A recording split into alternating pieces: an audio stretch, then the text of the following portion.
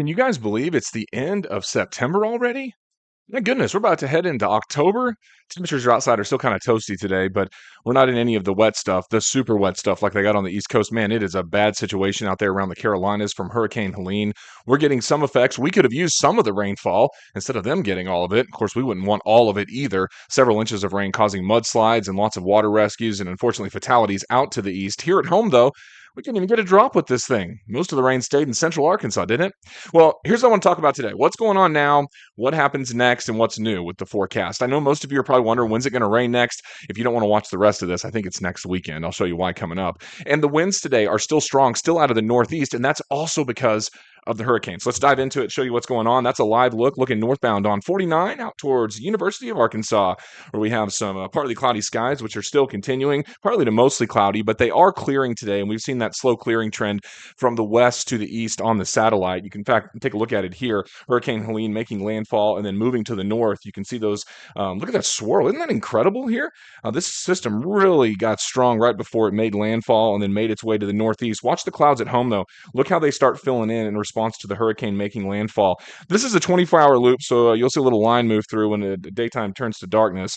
But you can see the hurricane down here to the south making landfall, the eye filling in, and then all that moisture wrapping around with that upper level low into northeast Arkansas and eventually northwest Arkansas. And we're still dealing with that cloud cover that's out there today and right now. If I stop the radar, stop the satellite, this is what it looks like. So you have that cloud clearing line that runs just west of Fort Smith, and then in northeast Arkansas, it's overcast in Jonesboro, but it's actually starting to clear out quite a bit out around Waldron and out towards Mena. It's pretty warm though. We're in the upper 70s. It's a toasty afternoon, not too hot for us though. The end of the month, the end of September, you're still running 81 in Fayetteville and Fort Smith. That's pretty warm weather. I wonder if I can turn on the winds for you real quick and just see. You've got the winds here out of the northwest, still some stronger wind gusts too that are occurring here out around Siloam Springs. Those wind speeds right now, yeah, you're looking at that's 20 knot gusts. So you're looking at wind speeds anywhere from 20 to 30 miles per hour. Matter of fact, the National Weather Service has the winds somewhere in that 20 to 25 mile an hour range across the Ozarks. Notice southern Madison County, and the closer you get to that hurricane, the remnants of the hurricane,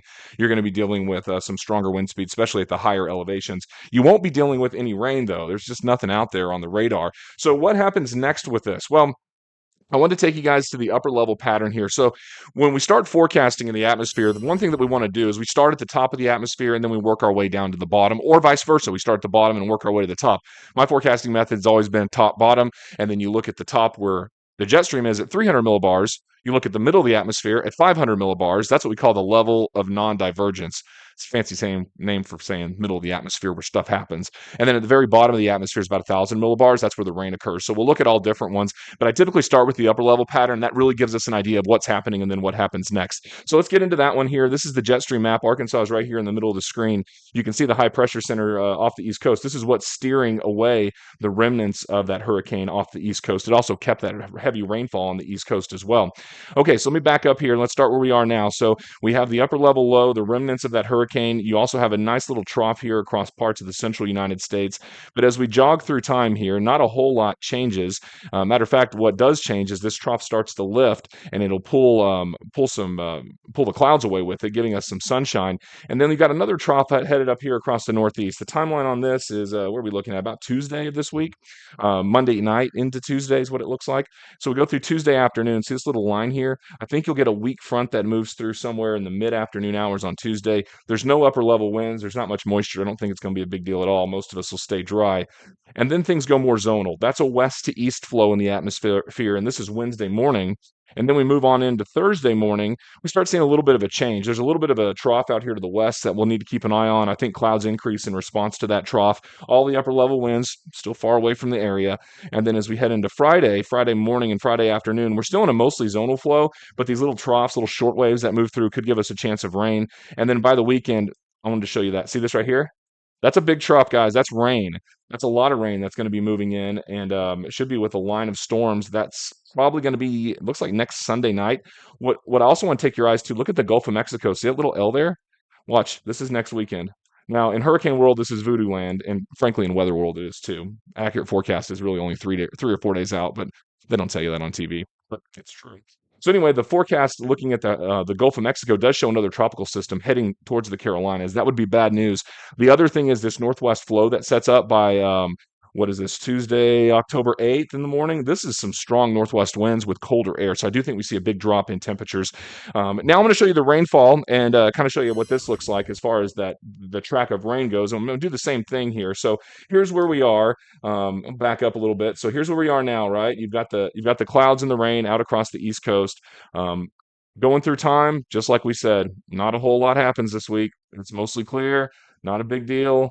Heading into Wednesday and then Thursday. Okay, now by Thursday, this is Friday morning. Look at the Gulf. You got something percolating down there, don't you? So that's Thursday. That's Friday morning at Friday mornings right here. This is Friday afternoon. Assuming something does happen, it would get into the Gulf around Saturday. Here comes that front into our area. This is Sunday morning. And then this is Sunday night. It doesn't look like much now, and frankly, it won't look like much just because it's still out there. And you guys know how the forecast can change. We didn't even get any rainfall from this last system from the hurricane when about, I guess, 5 days out, it looked like we were going to get soaked because for 3 or 4 days, the forecast sucks as far as the long range forecast goes. You get an idea of trend, but you don't get the exact specifics. So to sum up everything for you, nice weekend, clearing skies, close to 80.